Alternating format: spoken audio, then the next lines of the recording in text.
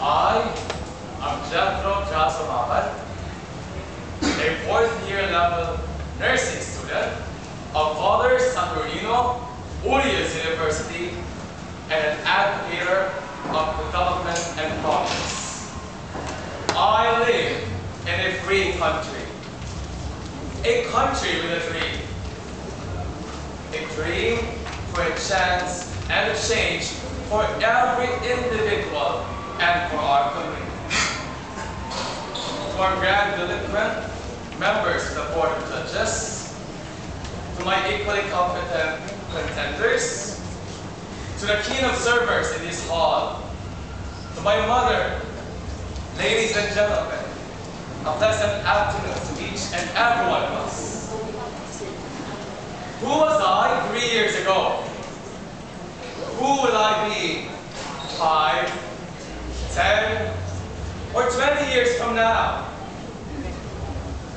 3 years ago, I was just a student who cared less for the society, observed problems in our community, and enjoyed the abundant security my parents have provided me.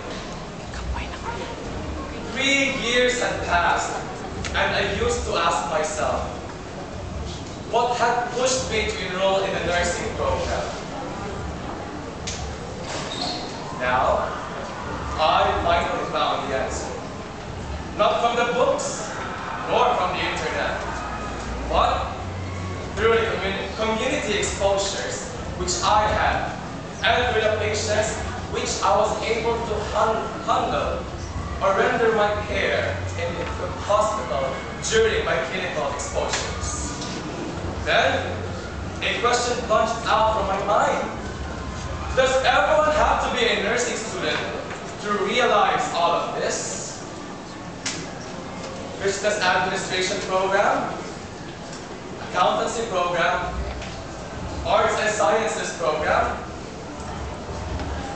to the teacher education program, engineering and technology program, to the law enforcement academy, and to the College of Law.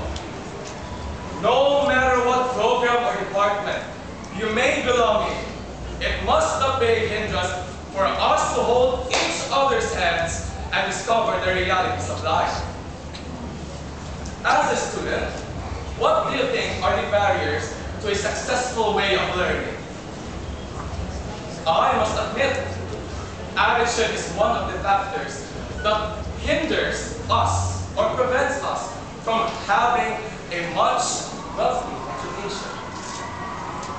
Most of the students do not have this desirable study habit because of the existing magnitude of modernization.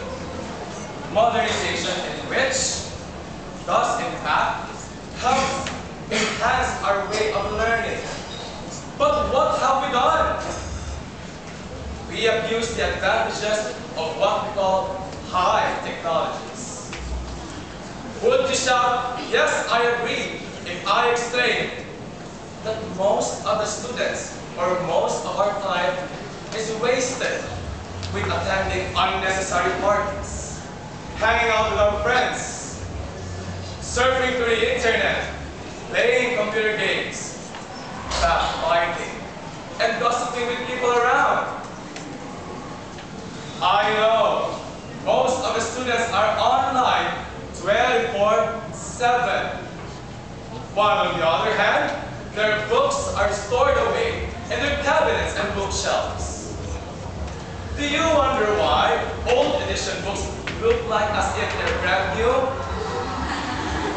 It is because these books are pampered, well kept, and asleep 24/7 in their own peaceful vicinity. Don't you agree with me? Yes. As a youth, what laborious act can you do or contribute for our country's welfare? What predisposing or precipitating factors that hinders us from acquiring such prosperity for our community? Garbage is one factor that hinders and makes our place an acrimonious and undesirable place to live in. Another is corruption, a sinister act that leads to authoritarian rule and which guides the existence of injustice and penury. Unfortunately, these are the sad facts beyond all odds. Other countries do allocate large portion of their national budget for health, education, and other services to their community people, especially to those who deserve it. And yet, in our own dear country, what we have is an old form of unchanging ways of life, or of living. Lack of medicine supplies, high prices on our goods in the market, and low salary or unjust compensation for our employees. Don't you agree with me? Well, those are the sad facts of life. This is probably why most of the people I meet